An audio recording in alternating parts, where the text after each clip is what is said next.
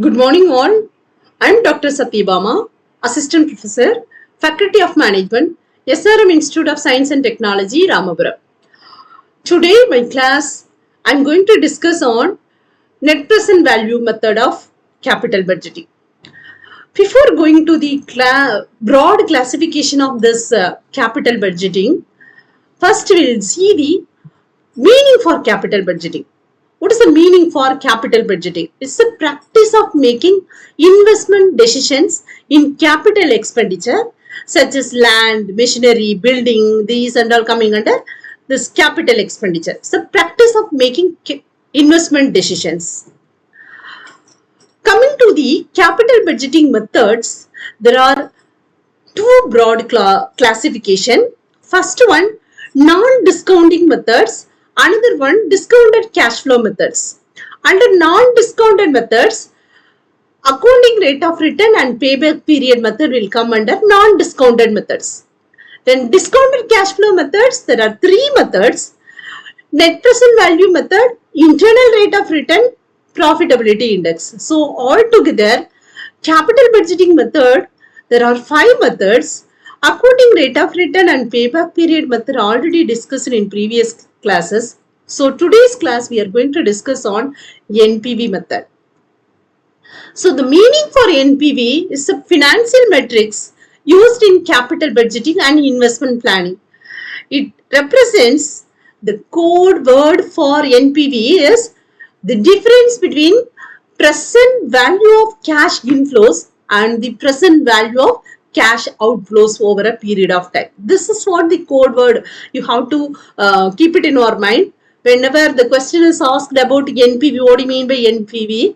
The difference between the present value of cash inflows and present value of cash outflows.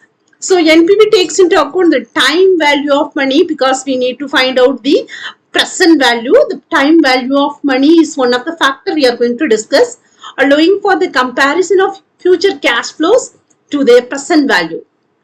So we'll work out one problem, then you'll get the clear understanding for the NPV method. I have taken this problem. Lisa Metals Limited is considering two different investment proposals, X and Y. The details are as follows. There are two proposals they are considering, proposal X and proposal Y. For proposal X, they have invested 1,90,000. Proposal Y, they have invested 4 lakh. So the inflows for 3 years they have taken into account. Year 1 from proposal X, the inflow 80,000. For inflow for proposal X, year 2 80,000, then year 3 90,000. Coming to the proposal Y, their outflow, they invested for the proposal Y 4 lakh. Year 1, they have taken the inflow for the year 1 for proposal Y 1,60,000. 1,60,000 for year 2, 2,40,000 for year 3. So the question is, suggest most attractive proposal on the basis of NPV method, considering that the future incomes are discounted at 12%. We already discussed this NPV method is coming under discounted cash flow method. How much we are going to discount here? 12%. This is what very important, this last point in the problem it is given. The future incomes are discounted at 12%. Shall we do it now? This is what the solution. I will give you line by line explanation. If you follow, you'll get easy understanding. So statement showing the format for the problem is, you have to start with the title, statement showing net present value, that is NPV. Okay. So the first column you have to mention the years. Second column, cash flow after tax. CFAT means cash flow after tax. It is given in the sum for X and Y. Third column, present value factor. It is given in 12%, but we need to calculate for each and every year for 3 years. Then present value, it should be converted into rupees. that calculation also we need to work out. The formula also I have given in the, for easy understanding, in the top itself I have given. Okay. So shall we do one by one? For year 1, proposal X, then we need to find out the PV factor. So formula for PV factor, 1 divided by 1 plus R by N. 1 divided by 1 plus R, the power N. Okay. So here R denotes the discounting factor, that is PV factor 12%. N denotes the number of years. For first year, N 1. For second year, N value is 2. For third year, N value is 3. Okay. So likewise, it will goes on. Here we have taken only 3 years. So year by year, we need to calculate. So the first column already given in the sum. Second column, that is Y. Y investment also it is given in the sum. Third column, PV factor. Now we need to work out with the help of this formula. So 1 divided by 1 plus R the power N. So 1, you know the value 1 divided by 1 plus R, that is 12%. 12% means 0.12 power N. The 1 value will not change. So 1 divided by 1 plus 0.12 power N, you will get 0.893. The value is 0.893. For year 2, the same formula will work out. 1 divided by 1 plus R the power N. So 0.79. How to calculate this one? 1 divided by 1 plus R value the same, 0.12 power year 2. Then you will get 0.797. The year 3, 1 divided by 1 plus R value is the same, 12%. The 12% means 0.12. So 1 divided by 1 plus 0.12 power 3. So you will get 0.712 as the PV factor for year 3. Then how to calculate the fourth column, that is X present value. Then fifth column Y present value. X present value, how to calculate here? In the top I have given the formula X into PV value. That is P value is for year 1 0.93. How much X value? X proposal year 1 80,000. So 80,000 into 0.893. You will get 71,440. If you want, you can calculate now itself.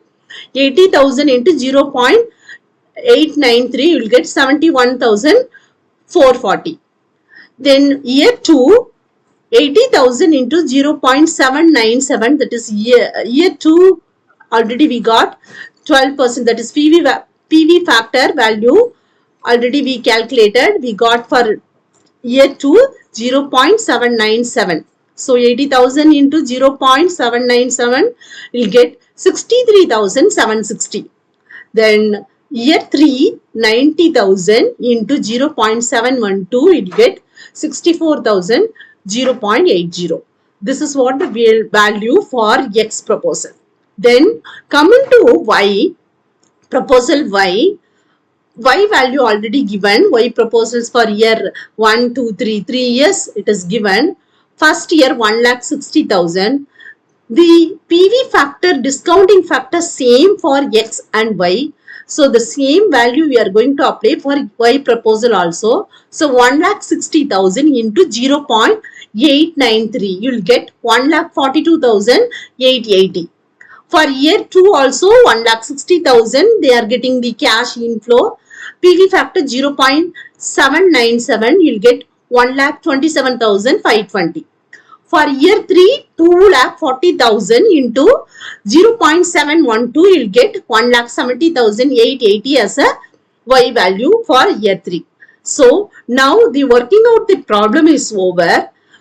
But what is the code word for NPV? So present value of cash inflows and present value of cash outflows. The difference between inflow and outflow. Now we need to add all inflows and the investment amount already given in the sum, that is outflow. We need to less with the outflow. So the inflow for proposal Y, proposal X, 1,99,280. The total amount for X present value 1,99,280. Y, proposal Y, total amount 4,41,480. So all together, all 3 years, we are getting cash inflows for X and Y. Now we need to subtract the cash outflow. How much cash outflow for proposal X? 1,90,000.